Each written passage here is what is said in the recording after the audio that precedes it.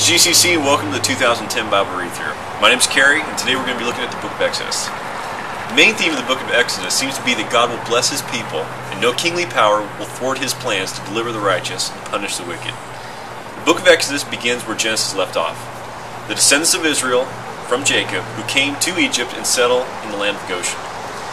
Exodus displays the fulfillment of prophecy given to Abraham in Genesis 15, stating that his descendants will be mistreated in the land 400 years, but Yahweh will rescue them and punish the nation that treats them as slaves. After this, they will plunder the enemy. Exodus describes the increase of the Israelites, their harsh treatment, and the final deliverance and the plundering of the Egyptians. Exodus seems to be the most recounted book of Deuteronomy, where the Israelites are continually told to remember that they were slaves in Egypt, and that Yahweh their God brought them out of the land with a mighty hand and outstretched arm. Upon leaving Egypt, the author notes that it is not only the Israelites who are leaving, but the Gentiles who go with them as well. It appears that wherever the Israelites go, God is blessing the people they come in contact with. It is evident that God's plan to bless the nations through the Israelites is happening at the very beginning of the book of Exodus. Now let's look at some leading themes in the book of Exodus. You have 10 plagues, and you have 10 commandments. You have a theme of the firstborn. Although the idea of blood sacrifice is not new to the narrative so far, it is here that the book of Exodus we see clearly the notion of redemption from sin and death through the death of the firstborn. Another theme is that God's protection and blessing over His people.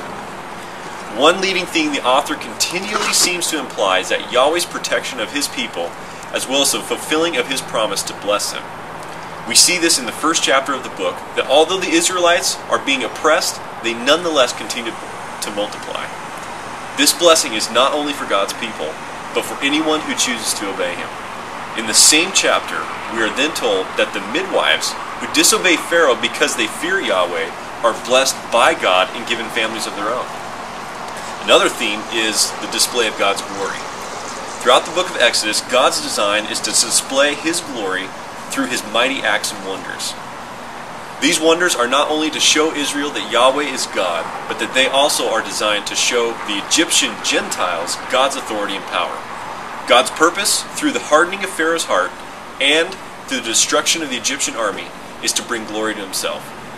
We are even told that Yahweh has raised Pharaoh up for the very purpose of displaying His power. Through the hardening of Pharaoh's heart, Yahweh's name will be known through the entire land. In the midst of all these acts, God is showing His kindness and forbearance, desiring that the Egyptians would know His glory and power. We are told in 14:18 that the Egyptians will know that I am Yahweh when I gain glory through Pharaoh, his chariots, and his horsemen. Even in the midst of judgment upon the Egyptians, the text gives clear evidence that some Egyptians are saved, and some even come out with the Israelites. This shows that God is merciful even in His judgments upon those who are seeking to destroy His plan. Through His judgments, many of the Egyptians come to fear Yahweh.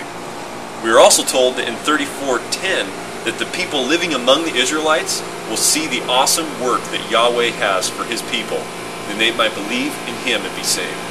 You ever notice how ironic the book of Exodus is? For instance, Pharaoh intends to drown the Israelites, but instead is drowned in the Red Sea.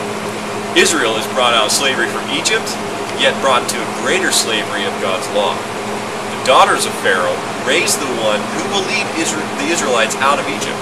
And this is in direct opposition to her father, who wants to kill him. And finally, Moses is delivered from the water, but the Egyptians are not delivered from the water. That wraps up the book of Exodus. I hope you enjoy it. It's a glorious book. There's tons of treasures. God bless.